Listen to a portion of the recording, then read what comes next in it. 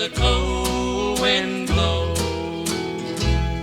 Little girl, what have The Louvin brothers, and I assume that that's the right pronunciation, but I'm not entirely sure, were Ira and Charlie Louvin, who were from Alabama. They started as gospel. They came from a Baptist tradition, and they crossed over into the secular music world, singing country. They were members of the Grand Ole Opry, and they existed from the 1940s until 1963, when they split because Charlie was sick of Ira's behaviour, his drinking and his abusive behaviour. Ira died in 1965 in a car crash, aged 41. Charlie died in 2011, aged 83. Hi, my name's Dan. So this is my first encounter with the Louvin brothers, and time will tell to see whether it's my last or not. Yeah, we'll just have to see how life goes. So I would describe this. This is obviously a fairly early album. It's 1956, and I think this is. I'm not sure if I've got any albums in this list that are earlier than 1956.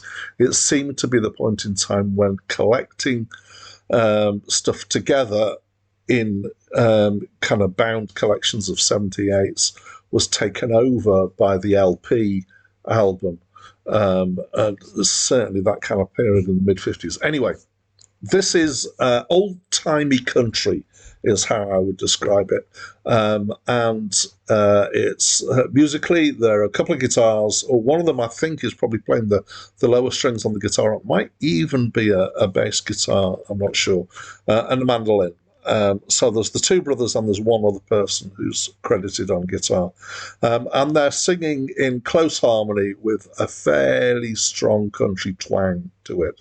So musically, I would say it's quite strongly Oh Brother, Where Art Thou, which is a film made by the Coen brothers, which featured a lot of this type of music, and in fact was quite instrumental in bringing about a resurgence in interest in what was described in the film as old-timey music, which is why I've used that phrase here, which is kind of traditional Americana music.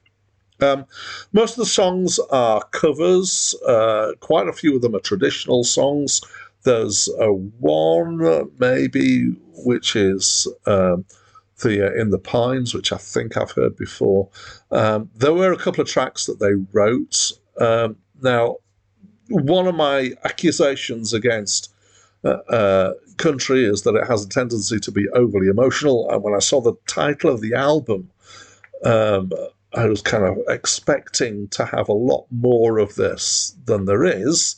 The worst in that it kind of emotional manipulation kind of stuff is a song called A Tiny Broken Heart, which was written by the brothers about a boy whose friend, there's a 7-year-old boy, and his friend across the road, who I think I'm assuming is a girl, I'm not quite sure it says that, is having to move away because her parents have lost the job, and he's ever so heartbroken, and he wants to contribute all his toys and his money to enable his own father to buy the farm so that they can continue to employ them.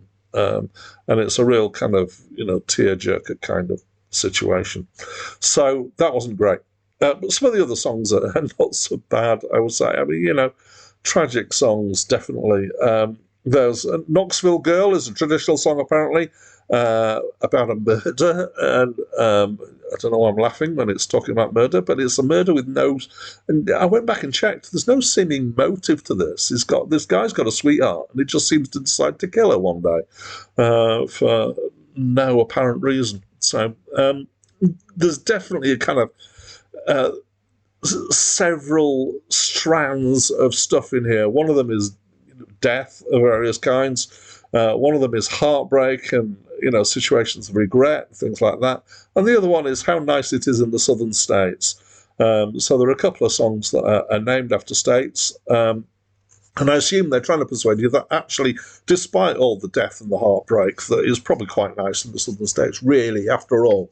I'm being cynical, I know.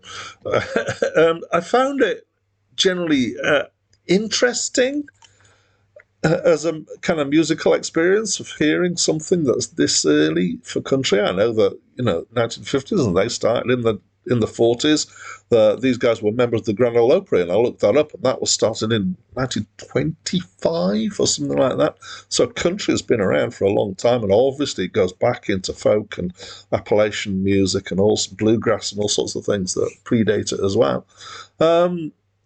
It was very cheesy, though, with the lyrics, definitely. I mean, you kind of expect that, but still as a listening experience, it's too maudlin at times, just a little bit too much reveling in the misery.